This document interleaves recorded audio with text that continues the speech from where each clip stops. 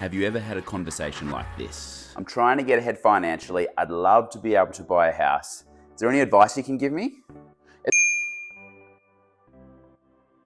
It's simple, you just need to work harder. Work harder, that's it. Yes, you just need to work harder. I think there might be a little bit more to it than that. 40 years ago, average house prices around 2 to 3 times average income. Now house prices are around 7 to 9 times average income. All that doesn't matter. All that matters is that you work harder. However, the boomer was only half wrong. To generate wealth and financial independence, you need to work hard, as well as have the perseverance to push through the difficult times. We live in very different economic conditions to those of the 1980s. So in addition to working harder, we need to work smarter. I'm going to give to you my 4 life principles for generating wealth and financial security, which can be implemented into your life immediately. The silent flex.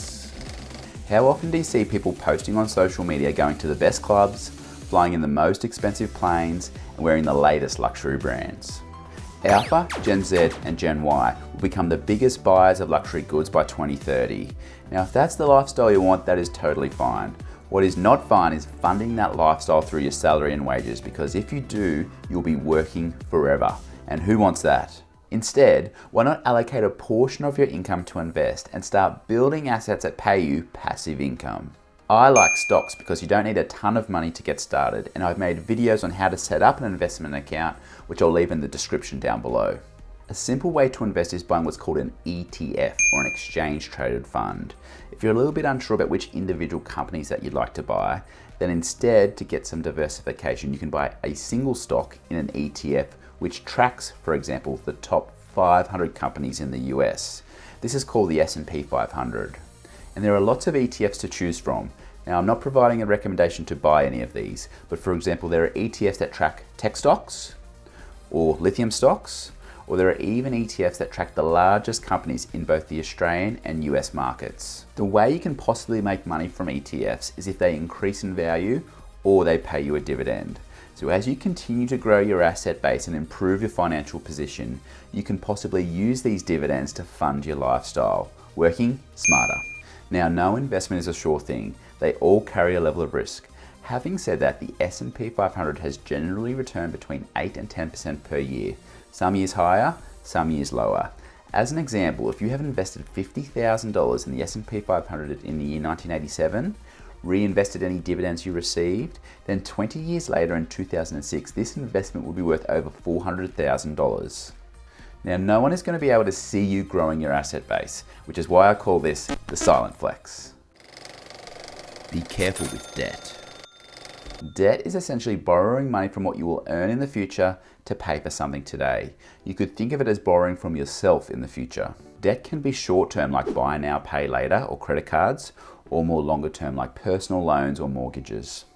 You need to be careful about using debt to fund your lifestyle, because if you are borrowing money from yourself in the future to pay for something today that's not going to produce you any more money, then you're going to get trapped in this vicious cycle that goes round and round and doesn't advance you at all financially. The interest rates on credit cards can be as high as 20%. That's nuts. You'll be hard pressed to find any investment that returns you 20%.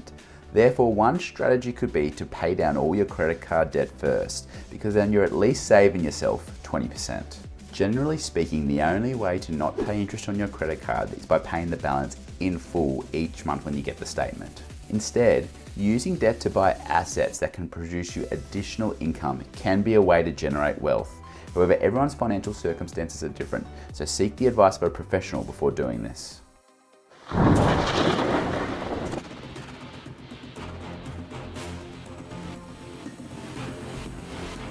I am from the future, and I have come here to loan you money. But first, what will you use it for? Investing.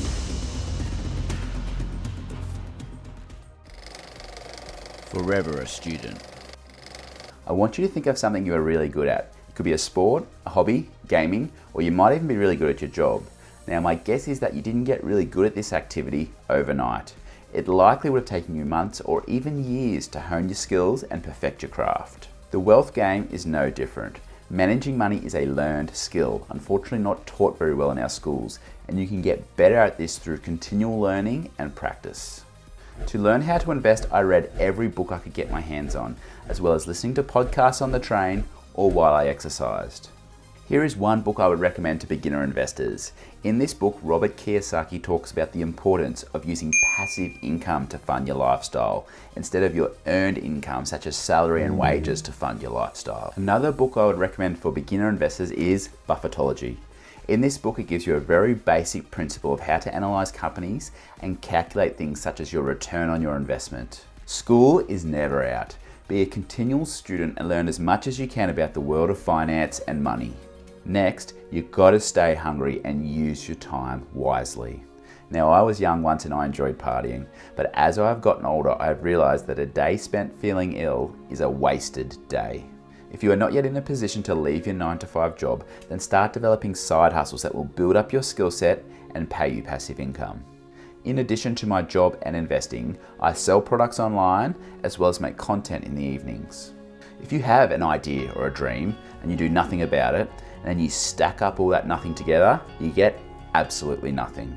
But if you start making small steps towards your goal, you will learn new skills along the way. It's going to be hard. You're going to have failures. But if you stay hungry and learn from these failures, you'll be in a far better position than if you did nothing.